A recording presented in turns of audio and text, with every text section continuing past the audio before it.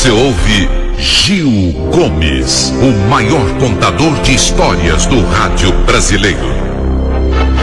Não, não, não e não. Não ia ficar barato. Aquilo não iria ficar por isso mesmo. É bem verdade que a polícia não tinha feito absolutamente nada. É bem verdade que ninguém investigava. Por isso, ele, por conta própria, iria tomar as atitudes cabíveis no caso. Ele iria se vingar. Ele pagaria na mesma moeda. Não iria ficar barato. Não iria ficar por isso mesmo, não. Ele perdeu um bem precioso. Talvez o mais precioso bem de sua vida. Doía mais, pensando que quem fez jamais pagaria. Foi doído. Valdemar, até então homem comum, até então pai de família, trabalhador, dono de um pequeno bar mercadinho na região sul de São Paulo. Quanta luta! Valdemar, o quanto ele lutou para ter o que tinha, para ter o pouco que possuía, para ser comerciante. Ele começou do nada e só trabalho, respeitando a lei, pagando impostos, respeitando, e agora que ele precisava, ninguém fazia nada. Valdemar, seu filho Jairzinho, seu filho de apenas 9 anos de idade, seu querido filho, seu companheirinho em tudo. Ele, Valdemar, tinha casado e teve 2 filhos. A esposa estava sofrendo como ele. Ele e a esposa tiveram um casalzinho, Jairzinho mais velho e a menininha. Agora só restava a menina. Jairzinho, seu filho querido, estava morto. Jairzinho, seu filho de 9 anos, estupidamente morto. E não foi acidente. Ele não considerou aquilo acidente de jeito nenhum. Aquilo não era acidente. Ele recordava e não poderia esquecer. Ele recordava a cada minuto, a cada hora, a cada dia, milhões de vezes por dia. Aquilo que disseram, fatalidade, que fatalidade, coisa nenhuma. Foi crime. Seu pequeno menino no 3º ano, tinha ido à escola. Jairzinho era obediente, era bom menino, bom estudante. Ele tinha ido à escola, estudou, saiu, voltava correndo, cantarolando para casa, brincando. A escola não era longe, mas ele foi atropelado. Um carro em alta velocidade o atropelou. Um carro que bateu num poste. Logo em seguida, o carro ficou desgovernado, bateu no poste. O atropelante, o que dirigia, saiu correndo, fugiu. O carro era roubado. Foi um ladrão de automóveis que matou. Jairzinho nem socorrido foi. Seu corpinho ficou estirado ali no chão. Seu corpinho estirado junto à calçada. Seus livros esparramados. E o ladrão fugiu. E ninguém fazia nada. Ele Ele, o pai, ele foi até o dono do automóvel, o que foi roubado. O dono disse foi assalto, deu a descrição. Era um elemento branco, parecia um alemãozinho. Mas quem seria? Quem seria o dono? Foi roubado em outro bairro. Mas o que faria aquele carro naquele bairro? Passou em alta velocidade, atropelou e matou o filho de seu Valdemar, Jairzinho. Seu Valdemar, ele foi à delegacia. 1000 vezes ele foi à delegacia do bairro. Disseram a ele: a gente está investigando, a gente está investigando, a gente está investigando, a gente está investigando. Mentira! Ele não viu ninguém fazer perguntas por ali. Ele não viu movimento nenhum de viaturas. Ninguém foi interrogado, as testemunhas não foram nem arroladas. Quem viu o cara fugindo, que poderia dar a descrição, ninguém foi ouvido. Ele ofereceu dinheiro, gratificação, mas não adiantou absolutamente nada. E isto doía, isto machucava, isto doía, isto machucava mesmo. Ele e a mulher sofrendo uma barbaridade e ninguém ligando, ninguém fazendo nada.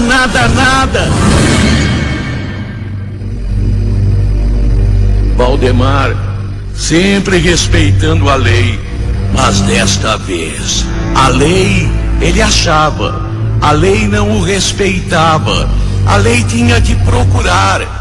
Se procurasse e não encontrasse, era uma coisa, mas não procurar era outra coisa completamente diferente, como se não valesse nada a vida do filho. Como se Jairzinho fosse um zero à esquerda. Ele vai voltar para o interior. Ele não suporta mais São Paulo. Ele que lutou tanto aqui, ele que tanto esforço fez, que tanta luta teve para chegar a ter aquele pequeno bar e empório, aquela venda. Tava indo bem, mas ele não queria. Ia voltar para o interior, nem que fosse para a roça. Ele ia vender. Mas antes ele queria ver o assassino punido. O assassino punido, porque não foi acidente. Se ainda fosse um pai de família que perdeu a direção, se ainda fosse um motorista que numa falha aconteceu, se fosse gente boa, mas era um ladrão, um carro roubado, ninguém fazia nada, ele só repetia isso. Ele começou a espalhar. Ele daria 50 mil reais. Ele daria 50 mil reais. Ele colocou a venda dele, por isso a venda. 50 mil reais. Ele daria tudo para saber, para que alguém o informasse. Ele contrata alguns policiais militares, a paisana da caixinha, para que façam perguntas. Ele paga cachê diária. Ele coloca o bairro em polvorosa. Ele espalha 50 mil. Quanta gente veio até ele e disse mentira. Quanta gente veio e deu pista falsa. Olha, é um cara lá do Tatuapé, é um cara lá da Penha, é um cara de São Miguel, é um cara do Butantã, é um cara do Morro não sei do que. Tudo mentira. Mas alguém chegaria até ele. Ele vende o bar.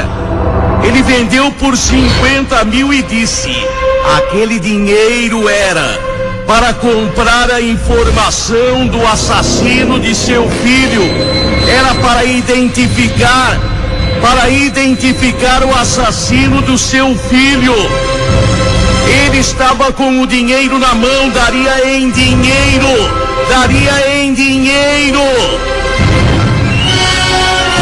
Não iria ficar barato.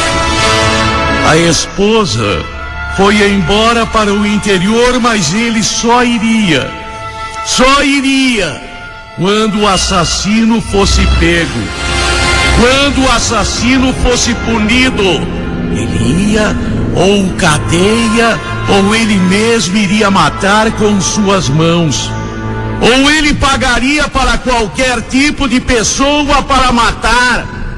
Mas a informação valia 50 mil, ele daria o carro dele, ele daria tudo.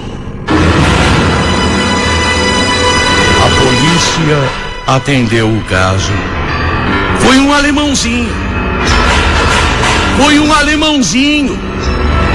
Um dia Valdemar estava saindo cedo de casa. Estava indo à padaria comprar pão. Um alemãozinho se aproximou dele, atirou e matou. Provavelmente o mesmo que matou o filho. Vendo que ele fechava o cerco em torno de si. Aquele alemãozinho porque era loirinho. Aquele alemãozinho foi e matou. A polícia não fez nada. O crime continua insolúvel. 3 anos se passaram. E os crimes continuam sem punição. Valdemar assassinado. Ele queria comprar a informação do assassino, do motorista, do ladrão de automóvel que matou o atropelado seu filho.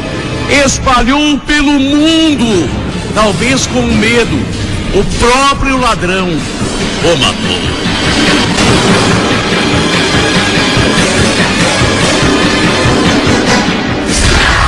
Gil Gomes, na Rádio Record.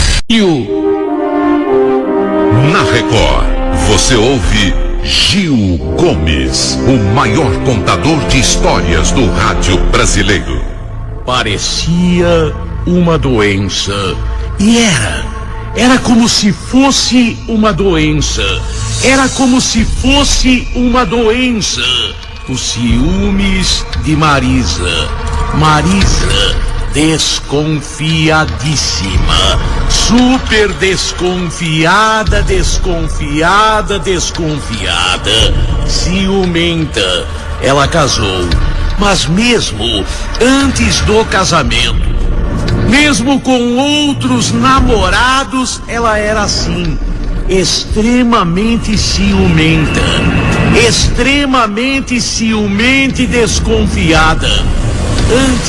Antes do marido, antes de Robson, ela teve 2 namorados firmes e eles a deixaram exatamente por isso. Ela era desconfiada demais. Era ciumenta, possessiva. Ela sempre interrogando, sempre desconfiada, sempre ressabiada. Os noivos, os namorados anteriores, não suportaram a situação. Foi por isso que com Robson, embora ela fosse da mesma maneira, ela deu uma maneirada. Ela morria de ciúmes, ela sempre achava alguma coisa. Tá olhando pra quê? Tá olhando pra aquela mulher por quê? Mas aquela mulher tem 127 anos, pô. Mas é mulher. Você que tá olhando? Aquela mulher tá com a criança, e daí? É mulher, não é? Depois de casada, ela infernou o Robson. Robson não tinha sossego. Não ia em festa de jeito nenhum. Não saía com ela de jeito nenhum. Cada vez que eles saíam, por exemplo, se fossem numa pizzaria, num restaurante, era sempre encrenca. Ela sempre via fantasmas.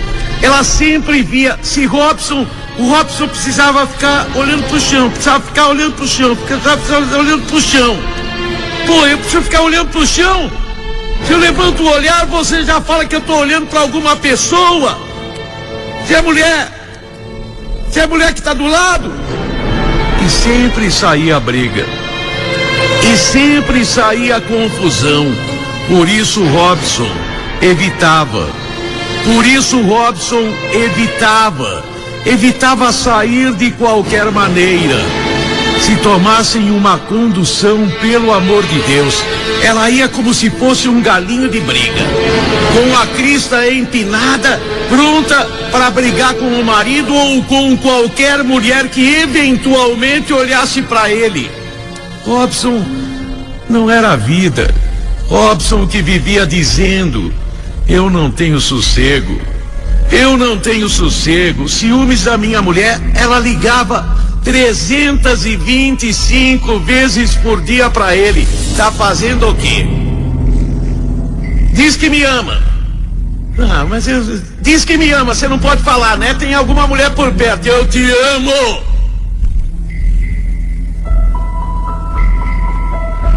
Eu te amo. Tá bom. Robson, não era vida. Não era vida. Ele sofria, mas ela sofria mais. E ela dizia: desta vez eu tenho certeza, ele me trai. Desta vez eu tenho certeza, ele me trai.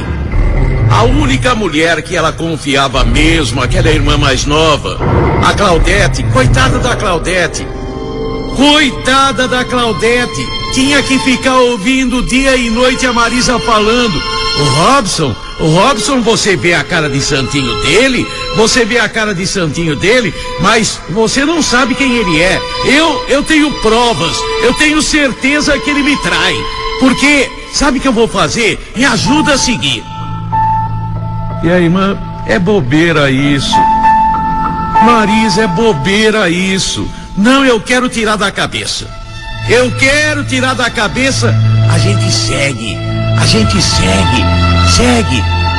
E seguiram. Nada. Absolutamente nada. A gente não sabe seguir. Então põe detetive atrás. Se é pra tirar dúvida, contrata, tem anúncio em tudo que é jornal. Detetive, casos conjugais, traição, infidelidade, consulte não sei o que lá. E ela contrata uma agência. Eu tenho certeza que vai dar alguma coisa. Seguiram. Durante uma semana, seguiram. Nada. O relatório veio em branco. Sabe por quê? Porque eu acho que a amante dele tá de férias. Se ela tá viajando nessa semana, ele não viu. Por isso que deu negativo. Ela contrata outra agência. E o relatório da outra agência foi idêntico ao da primeira. Não vimos absolutamente nada. Ele saiu do trabalho, veio direto para casa, da casa foi direto para o trabalho, almoçou no restaurante da firma. Não é de conversar muito, não é de ficar olhando. O relatório veio completo. Será que ele comprou o detetive?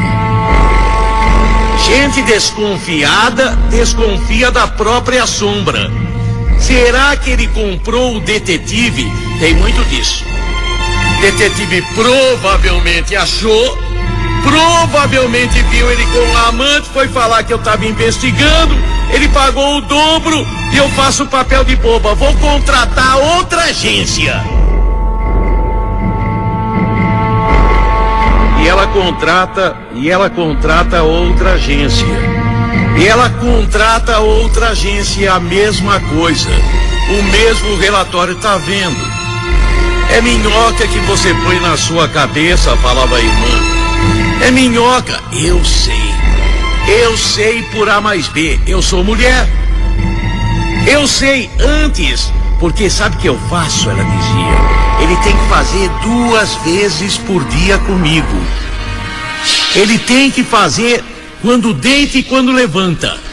Assim, se ele fez durante o dia, ele tá cansado, não consegue fazer de novo. E se ele faz de manhã, já sai satisfeito, não vai fazer de novo. Era todo dia. 2 vezes por dia com hora marcada. 2 vezes por dia com hora marcada. Robson não aguentava mais. Robson, os ciúmes da mulher era algo assim de policialmente criminoso. Era algo assim de constrangedor. Ele se sentia um verdadeiro escravo da mulher. A mulher que não dava tréguas a momento nenhum, que surpreendentemente chegava na firma dele a qualquer hora. Quero falar com o Robson. E a turma tirava um sarro com ele. Tua mulher tá aqui. Tua mulher tá aqui. Veio conferir. Ela cheirava tudo. Parecia um cão farejador. Quando ele chegava, ela cheirava cueca, calça, camisa, lenço. Tudo. Ela comprou lupa. Sabe o que é lupa? Aquela lente. Ela com a lupa procurava manchas de batom, manchas de maquiagem. Nunca encontrou absolutamente nada. E isso, ao invés de acalmá-la, a enervava. Eu sei, não tem homem santo. Não tem homem santo. Justo Robson vai ser. Robson, durante 5 anos ele aguentou. Depois de 5 anos, naquela noite ele chegou para ela e veio com aquela conversa. Ela nunca esquece, ela conta a todo instante. Ela conta a todo minuto. Ela fala intermitentemente. Ela fala continuamente. Ele chegou para mim e veio com aquela conversa fiada. A vida tem certas coisas, os caminhos da vida. Parecia que estava fazendo novela. Eu não tenho culpa se eu me apaixonei de novo. Ele vive com a minha irmã. Ele traía na minha barba. Eu não tenho barba, mas é como se eu tivesse. Ele me traía na minha cara. Com a minha irmã. Tá vivendo com ela. Ele mora com ela. Tá morando com ela. Minha irmã é boba, não é ciumenta. Ele deve estar traindo a minha irmã. Eu vou mandar um detetive seguir ele pra mostrar pra minha irmã que ele tá traindo ela. Eu vou contratar uma agência, aliás já contratei 2, mas detetive não descobre nada, não descobriu no meu caso. Era com minha irmã, mas eu vou descobrir e vou contar pra minha irmã, porque o Robson não presta.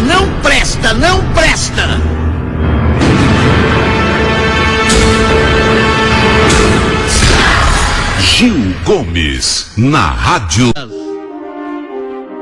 Na Record, você ouve Gil Gomes, o maior contador de histórias do rádio brasileiro. Não podia ser. A mulher estava desesperada.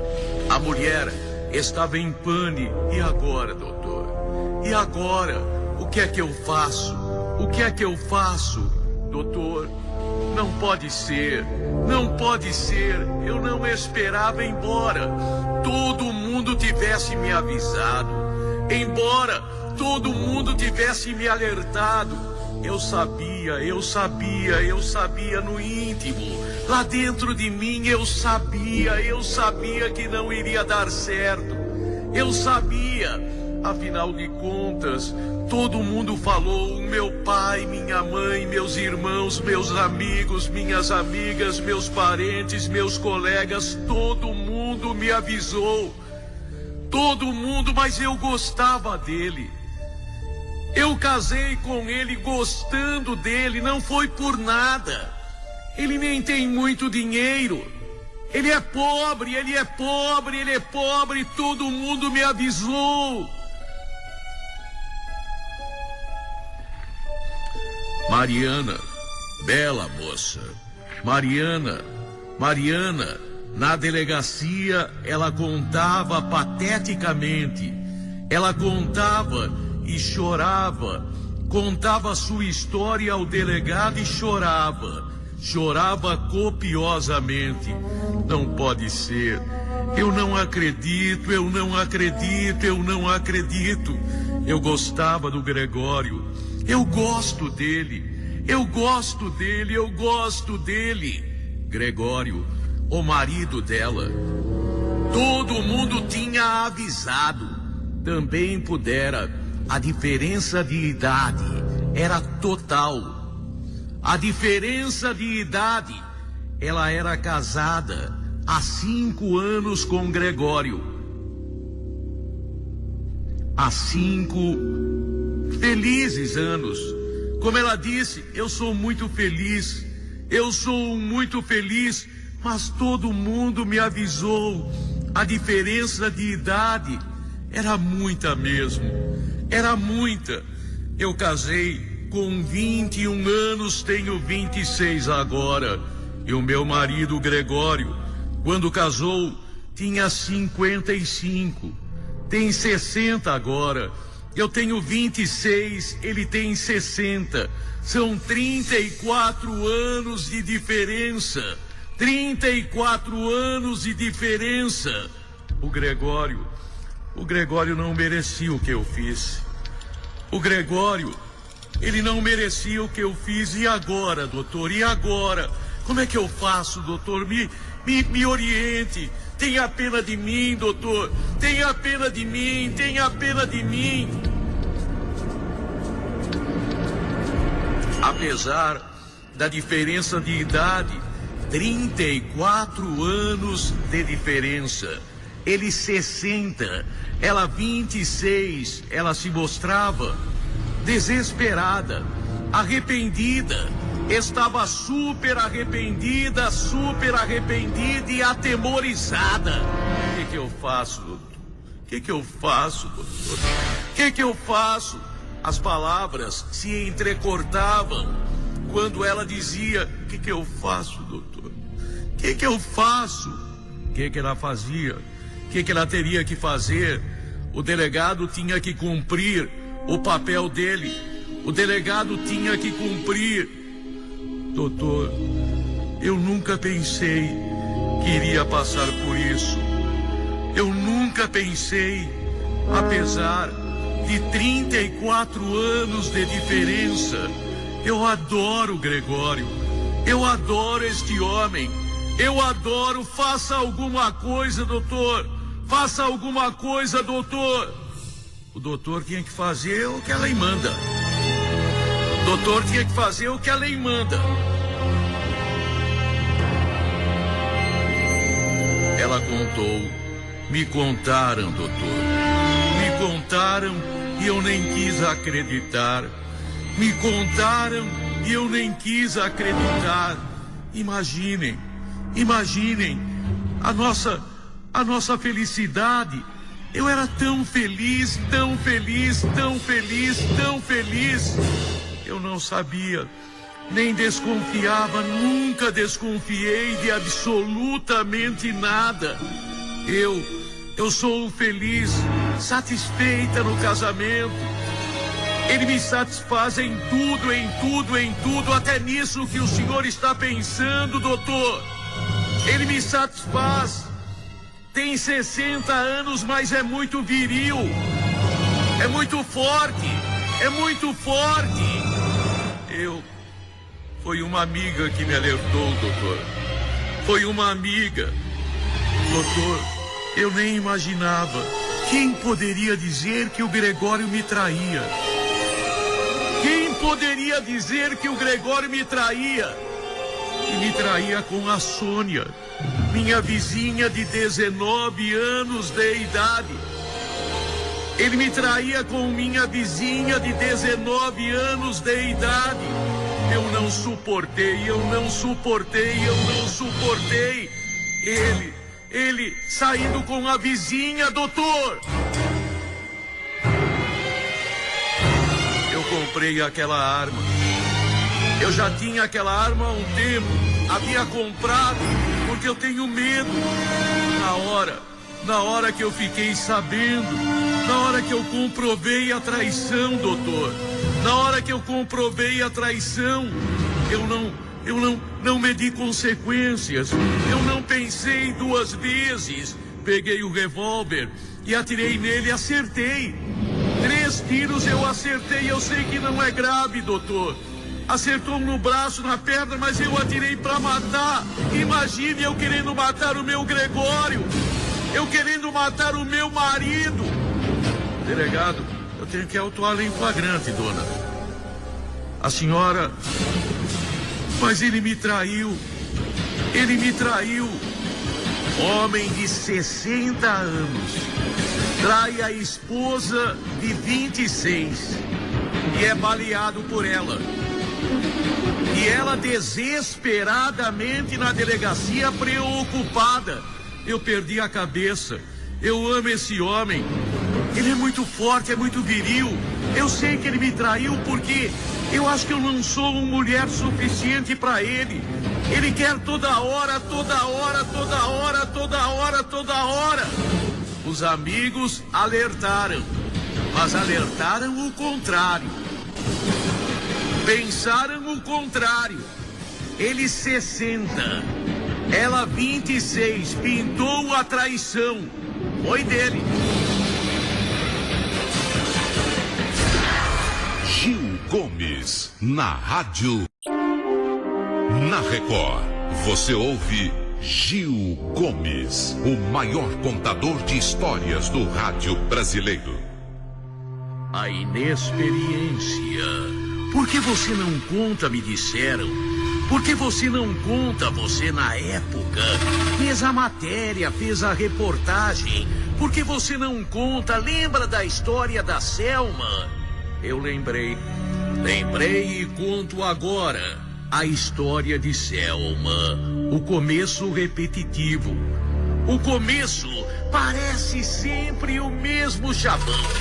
Mesmo clichê, a mesma coisa, sempre começando da mesma maneira. Selma, moça que pensava que sabia tudo, não sabia nada. Moça que pensava eu sei tudo, não sabia nada. Namorava, gostava do namorado, transava com o namorado. E ela engravidou, talvez até propositalmente para segurar o namorado. Ela pensou que sabia das coisas, não sabia de nada. O namorado simplesmente, quando ficou sabendo ela tinha engravidado, sumiu. Se mandou, foi embora definitivamente, mudou, sumiu, não deu endereço, desapareceu. A família dela pegou no pé. O pai falou, a mãe falava, os irmãos criticavam, tia que vinha e metia o pau, tio que vinha e falava. Ela não aguentou a pressão. Ela trabalhava. Selma trabalhava num mercado. Ela foi morar com uma amiga. Abandonou a família não foi atrás dela. Selma, 9 meses de gravidez, ela deu à luz a um menininho. Inexperiente. Ela cuidava da criança. A criança tinha o quê? 2, 3 meses de vida. Um dia um febrão pegou a criança. Ela levou-o no hospital. Tem que esperar de manhã porque agora não tem médico, disseram para ela. E ela pensou, eu volto para casa e de manhã eu venho. De manhã eu venho. Em casa, a febre aumentou. A febre aumentou uma barbaridade. Ela correu para o hospital de novo. Chegou e disseram: você traz agora, a criança está quase morrendo. Mas eu trouxe momentos atrás, mas não ficou aqui. Criticada, ainda foi criticada. A criança dela com pneumonia, 2 dias depois, morreu. Selma perdeu seu único filho. Selma, o trauma. Selma se julgou culpada. A partir de então, a vida de Selma mudou. A partir de então, ela pegou adoração por crianças. Ela percorria as ruas do bairro, levando comida, levando brinquedos. Moça nova, por que você não cuida de crianças? Eu ser babá? Não, babá não. Tem tanta mãe que precisa trabalhar. Tem tanta mãe que não tem aonde deixar as crianças. E Selma começou a cuidar de crianças durante o dia. Mães que trabalhavam. E Selma cuidava maravilhosamente bem. Pegou uma experiência danada. Pegou uma grande experiência com criança. Mães trabalhavam, deixavam com ela, pagavam, não pagavam, para ela tanto fazia. Até que uma mãe foi embora e largou o filho com ela. Ela ficou cuidando daquela criança como se fosse seu filho. Puxa, você viu a Selma? Fulana foi embora, largou o filho. Ela está cuidando dele maravilhosamente. E aí, mães solteiras começaram a deixar recém-nascidos na porta da casa dela. 3 mães solteiras, sei lá se era solteira, deve ser, deixaram recém-nascidos na porta da casa dela. A Selma pegou e criou como se fosse dela. Ela tinha agora 4 crianças que ela cuidava como se fossem filhos, fora as crianças que ela tomava conta.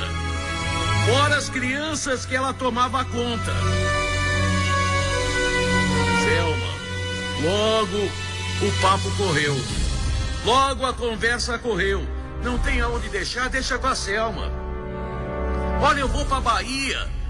Eu tenho que ir pra Bahia, meu pai morreu. Quantas que vieram com essa conversa?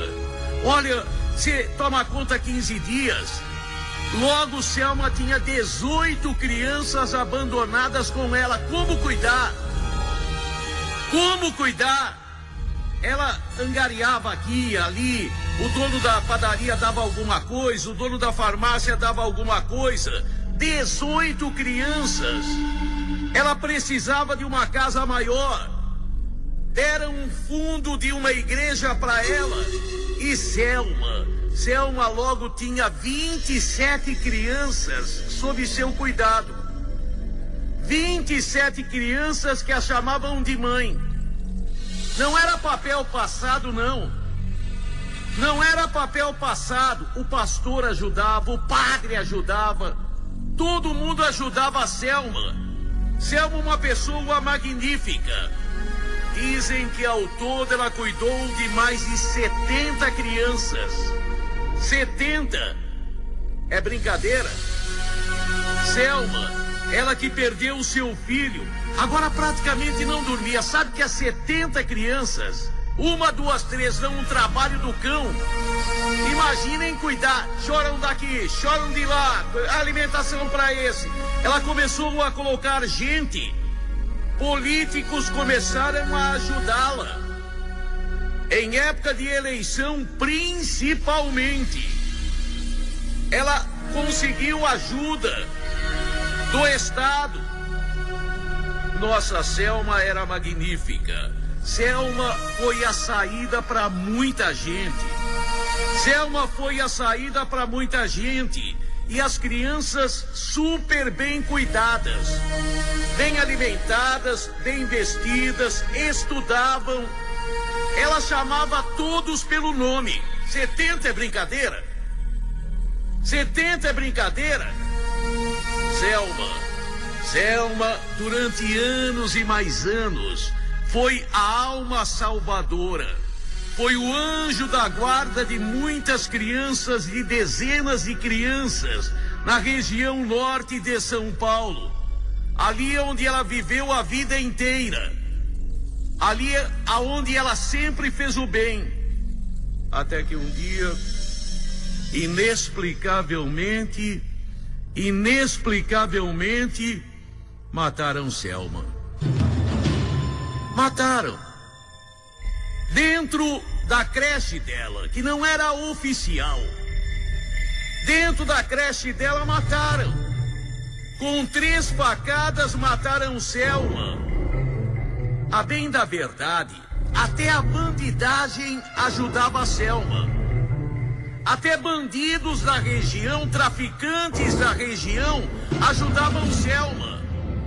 Ninguém se conformou com a morte. Como puderam matar uma pessoa tão boa? Como alguém teve coragem? Por quê? A casa estava revirada. Tinha um pequeno escritório, tudo revirado. Tudo revirado. Ou foi simulação ou foi para dinheiro. Foi para dinheiro. A polícia não descobriu quem matou. Então como é que se sabe que foi por dinheiro? Os bandidos descobriram. Os bandidos descobriram. Foi um moleque que ela havia criado. Estava com 14 anos de idade. Uma das ovelhas negras daquela creche. Queria dinheiro para crack. Ela não deu. Ele matou, revirou, pegou. Os bandidos descobriram. Mas como menor ele não iria pagar. Foi por isso que os bandidos mataram. E deixaram uma plaquinha escrita: ele matou a Selma, por isso morreu. Ele matou Selma, por isso morreu. A polícia também não descobriu quem matou. Também não descobriu quem matou. Os bandidos, Selma, era benquista por todo mundo, do padre, pastor, de moradores comuns, de bandido. Era a pessoa mais querida do bairro. E um sem vergonha matou. Os bandidos mataram. Não foi justiceiro, não. Foi bandido. Ele matou o Selma. Por isso morreu.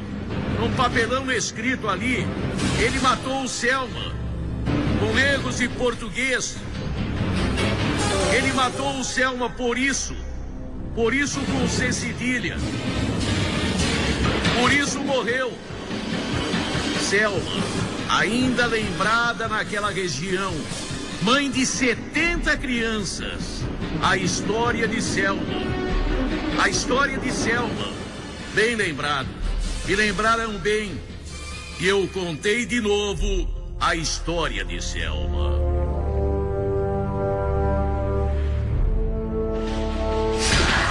Gil Gomes, na Rádio... Na Record, você ouve Gil Gomes, o maior contador de histórias do rádio brasileiro.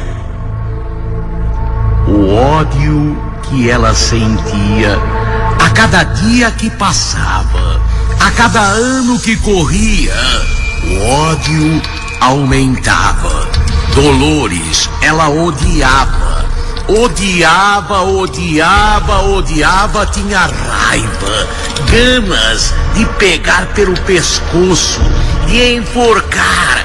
O ódio era crescente, nada iria diminuir aquele ódio.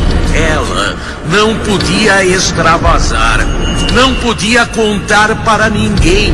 Afinal de contas, como ela poderia dizer? Como ela poderia falar? Como ela poderia revelar? O ódio que ela sentia pelo irmão dela. Ela odiava Zé Paulo. ela odiava o sucesso, a beleza, o amor de Zé Paulo. Zé Paulo era tudo o que ela queria ser. Zé Paulo era bonito, tinha sucesso no amor, tinha sucesso na escola, tinha sucesso em tudo. E ela era um fracasso em tudo. Desde pequenina, aquele ódio que ela nutria pelo irmão era desde que ela era pequenina. O irmão, 2 anos mais velho do que ela. O irmão, a mãe o adorava, o pai o venerava. E ela também, o pai gostava dela, a mãe gostava dela. Ela recebia tudo que o irmão recebia, mas ela percebia. O irmão era mais bem tratado. Ele era bonito, ela era feia. O irmão era bonzinho, ela não era. Ela fazia questão de ser birrenta. Ela, por causa do irmão, só pelo ódio que ela sentia, ela fazia birra para o pai e para a mãe. Respondia. O irmão era o gostosão. Quando na escola as amiguinhas dela chegavam pra ela: "Ô, teu irmão é um pão, hein? Teu irmão é um cara bonitão. Olha, manda um recado pra ele." Ela queria morrer. Ela feia, não tão feia, mas perto do irmão, sempre as comparações. Inteligência, ele tinha mais. Simpatia, ele tinha mais. Beleza, ele tinha mais. Saúde, ele tinha mais. Ela sempre gripada, sempre resfriada. Na adolescência, ela espinhuda, ela cheia de acne, de espinhas, ele nenhuma espinha. A natureza o favorecia.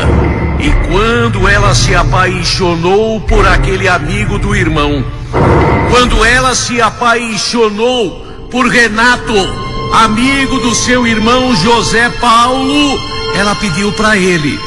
Ela controlou o ódio que sentia. Ela nunca revelou este ódio. Se percebia que ela tinha uma antipatia, mas não ódio. Nesta época que ela se apaixonou pelo colega do irmão, ela chegou no irmão e falou: "Zé Paulo, me ajuda, me aproxima do Renato." E Zé Paulo, ele foi malvado com ela. Ela nunca iria esquecer aquilo. Ela pediu: "Zé Paulo, me aproxima do Renato."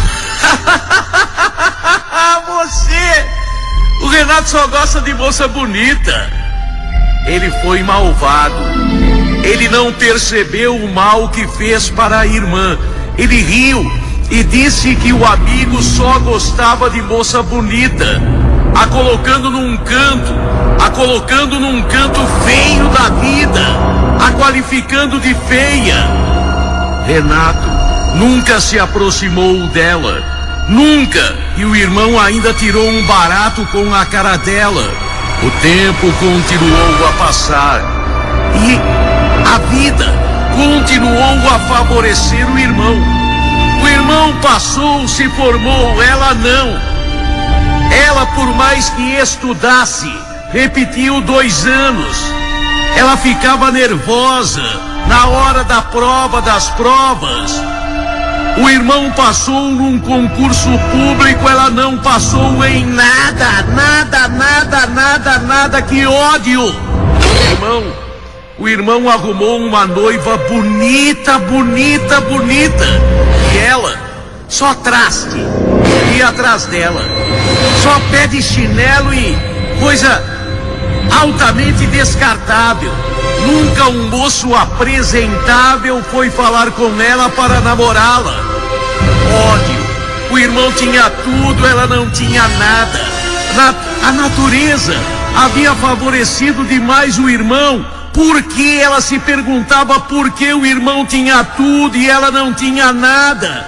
O pai e a mãe se orgulhavam do irmão, gostavam dela, mas não tinham orgulho. Orgulho do que dela? Ela não fazia nada para que o pai e a mãe se orgulhassem dela.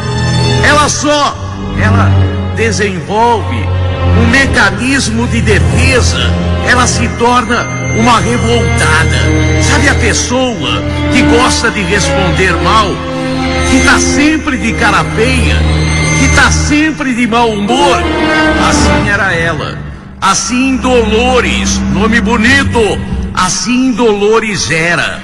A moça revoltada com a vida.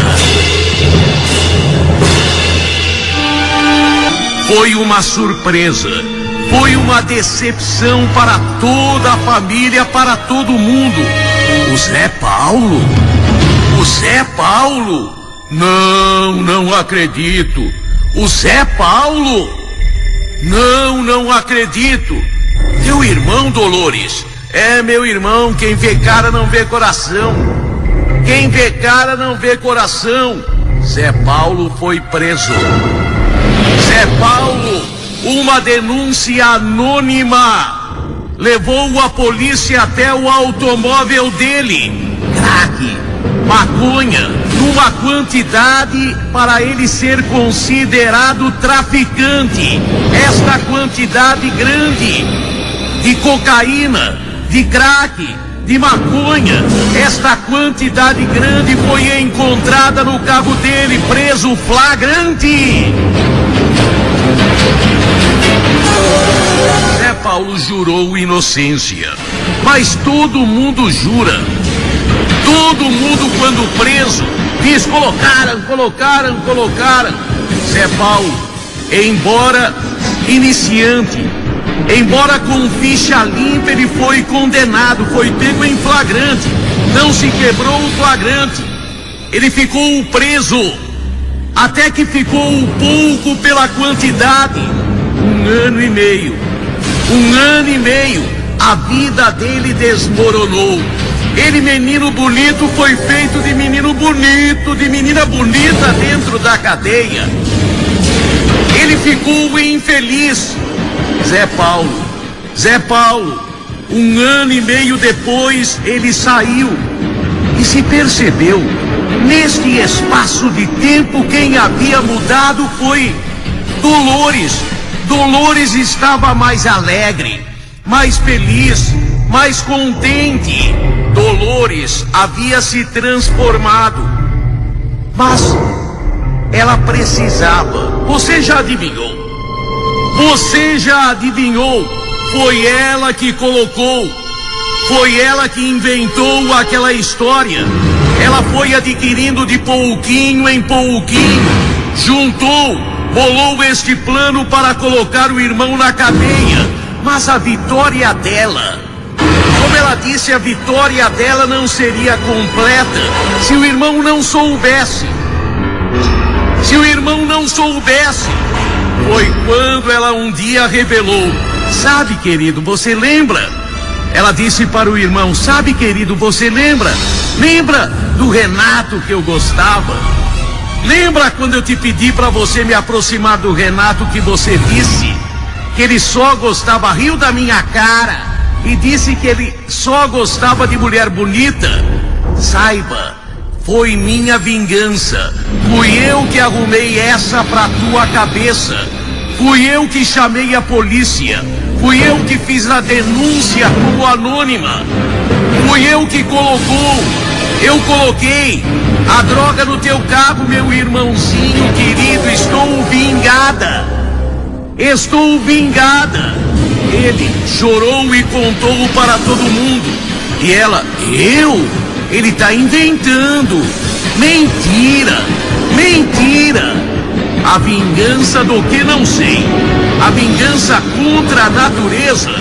Só sei que Zé Paulo injustamente pagou por um crime que não cometeu.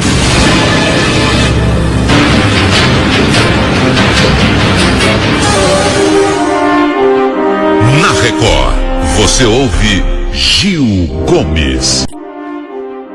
Na Record, você ouve Gil Gomes, o maior contador de histórias do rádio brasileiro. A polícia elucidou. Pelo menos se sabe por quê. Pelo menos se descobriu por quê. Ninguém entendeu. Ninguém compreendeu Juliana. Uma bela moça. Bonita.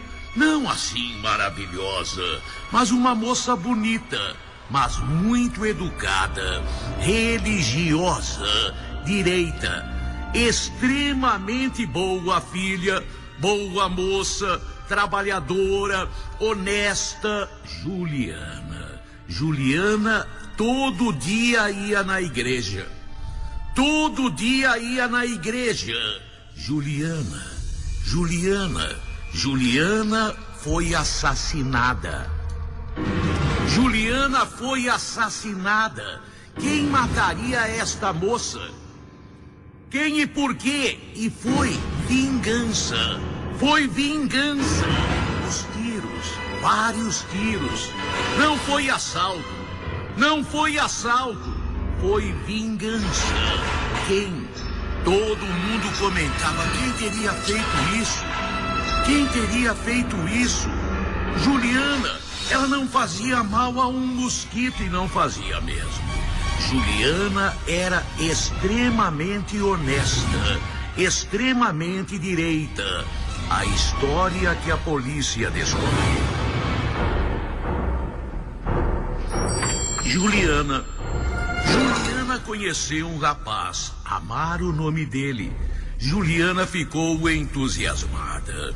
Foi no trabalho dela. Foi na firma em que ela trabalhava que ela conheceu Amaro. Amaro não trabalhava lá. Amaro, ele se dizia filho de papai. O pai era rico. Amaro tinha sempre dinheiro e muito dinheiro no bolso. Sempre com um carro bonito, moto bonita, roupas bonitas. Amaro gostou de Juliana. Amaro gostou de Juliana e vice-versa. Juliana gostou de Amaro. Eles começaram a namorar. Juliana e Amaro. Só que terminaram. O que ninguém ficou sabendo. O porquê eles haviam terminado. Juliana descobriu. Descobriu não. Foi ele que contou. Ele esteve na casa da família dela. Ela queria conhecer a família dele. E ele falou: minha família não é rica. Minha família mora pobremente. Mas você não trabalha. Como você tem tudo isso? Você disse que seu pai é rico. E ele contou. Ele era traficante. Ele vivia de grandes golpes. Além de traficante, ele praticava assaltos a banco. Juliana ficou, arrasada. A moça direita e religiosa, namorando com um bandido, gostando de um bandido, gostando de um traficante, gostando de um ladrão de banco. Juliana, ela fica entre a cruz e a espada. Fazer o quê? Ela terminou. Na hora ela terminou. Na hora ela falou o que não queria mais.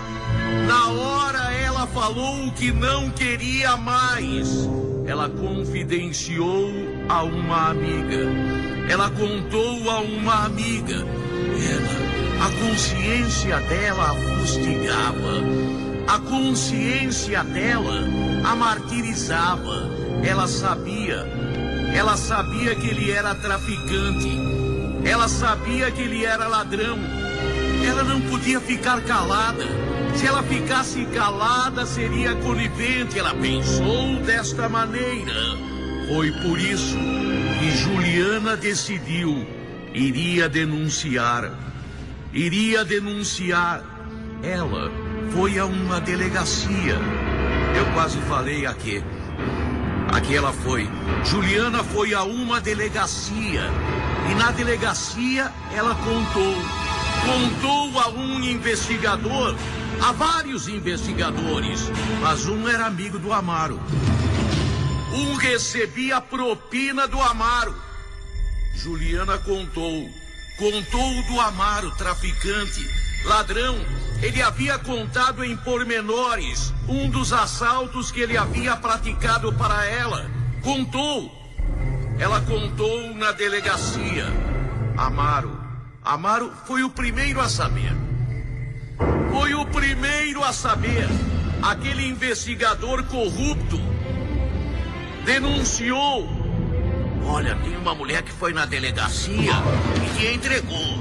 Tem uma mulher que foi na delegacia e te entregou. Amaro, foi ele? Não foi ele.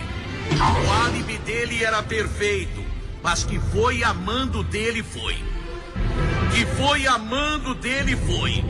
Juliana, com 5, 6 tiros, foi atocaiada e morta. Foi atocaiada e assassinada, foi morta. Sabe-se agora o porquê. A polícia levantou parcialmente a história.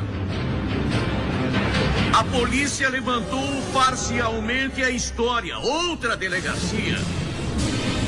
O investigador corrupto. Amaro tá solto, tanto que eu troquei até o nome dele, não é Amaro. E foi amando dele é indiscutível. Juliana, a consciência de Juliana mandou o que ela falasse, ela falou. Foi a polícia e falou, mas falou a um bandido pior que o bandido. E Juliana, que quis cumprir o seu dever de cidadã, de gente honesta e direita, se envolveu primeiro sem saber com um bandido, denunciou a pessoa errada. Foi por isso que Juliana foi assassinada, foi vingança. Ela era delatora. Segundo a lei do crime, ela era delatora. E delator, sendo homem ou mulher, paga com a vida. E ela pagou.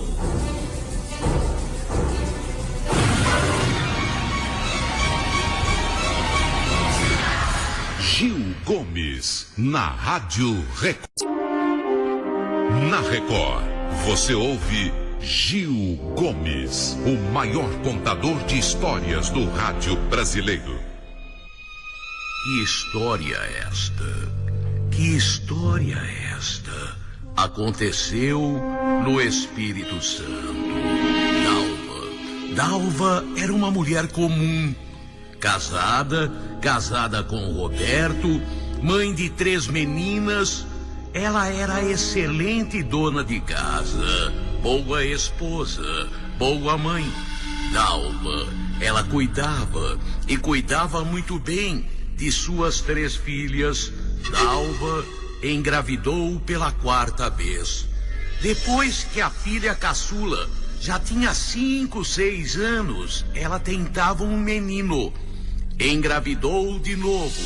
Foi quando nasceu aquele menino e recebeu o nome de Luciano. Luciano nasceu. O filho homem que ela tanto queria. O filho homem que ela tanto desejou. Depois de 3 meninas, depois de um tempo, nasceu Luciano.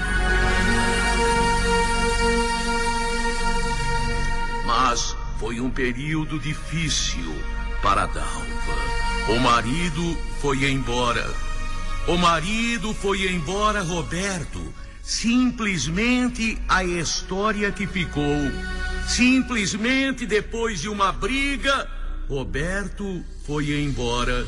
Roberto abandonou mulher e 4 filhos. Dalva, como ela trabalhou, como ela se dedicou para criar as 3 meninas e o menino. Só que, de repente, Dalva, que era uma excelente mãe, Dalva, que era uma mãe extremada, extremosa, era excelente, Dalva começou a judiar do menino. De repente, Dalva começou a judiar de Luciano. O menino era Peralta.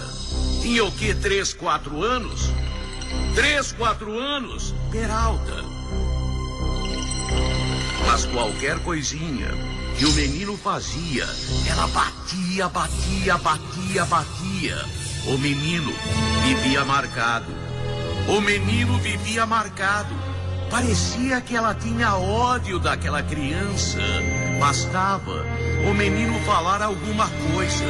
Na hora de comer, as filhas sentavam à mesa.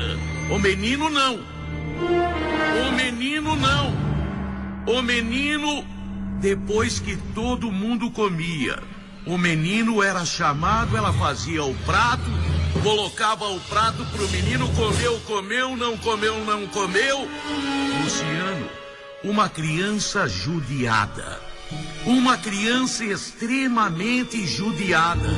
Era impressionante, era impressionante.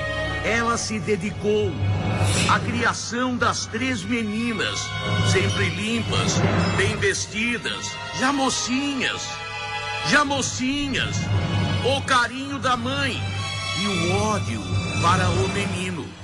O ódio para o menino, todo mundo via. Chegaram a conversar com ela e ela dizia: eu sou mãe, eu sei o que estou fazendo. Eu sou mãe, eu sei o que eu estou fazendo. Sabia nada. Pobre criança, 6, 7 anos, Luciano nem colocado na escola foi. Não foi matriculado na escola. Vivia fechado dentro de casa, trancado dentro de casa. Não tinha direito nem de sair para brincar. Não tinha direito de brincar. Luciano só apanhava, só apanhava. Luciano adoeceu. Num determinado dia, Luciano, os gemidos dele foram ouvidos na vizinhança. O que está acontecendo? Ele está passando mal. A senhora não vai levar no pronto-socorro? Ele logo melhora. Impressionante. Impressionante. Foram vizinhos que chamaram médicos, ambulância. Luciano, menino, 7 anos. Luciano, menino, 7 anos. Foi socorrido. Foi levado para o hospital. Quase morreu. Uma lavagem estomacal o salvou. E os médicos determinaram o motivo. Não foi doença, foi envenenamento. Foi envenenamento. O menino havia sido envenenado. O próprio hospital, a direção do hospital comunicou à polícia. E não foi difícil. Já na primeira investigação, se sabia, tinha sido a mãe. Ou por acidental, ou a mãe havia dado veneno. A mãe interrogada contou: fui eu. Eu quis fazer um bem para o mundo. A impressionante declaração da mãe: eu quis fazer um bem para o mundo. Ela mostrou a fotografia do marido. Olha, meu filho é a cara dele. Meu filho é a cara dele. Puxou o pai. O pai que abandonou a gente. E abandonou, sabe por quê? Ele molestou. Ele tocou. Ele violentou 2 das filhas. amamentou duas das minhas filhas, o próprio pai. E o menino é a cara do pai, é o jeito do pai. Quando ele crescer, vai ser igual ao pai. Eu quis aliviar o mundo com a morte dele. Eu não merecia ser presa. Eu quis fazer o bem. O menino vai ser que nem o pai. O menino vai ser que nem o pai. Ficou presa. A impressionante história, lógico. Ficou presa. Agora que o menino era a cara do pai, era. E o menino era a cara do pai, isto era. A cara do pai, mas a cara do pai. Dalva ainda se justificou. Eu queria fazer o bem. Eu queria fazer o bem, ele vai ser que nem o pai. Ele vai ser que nem o pai.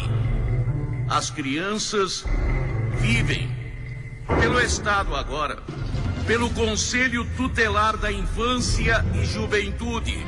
Dalva está na cadeia. Gil Gomes, na Rádio Record.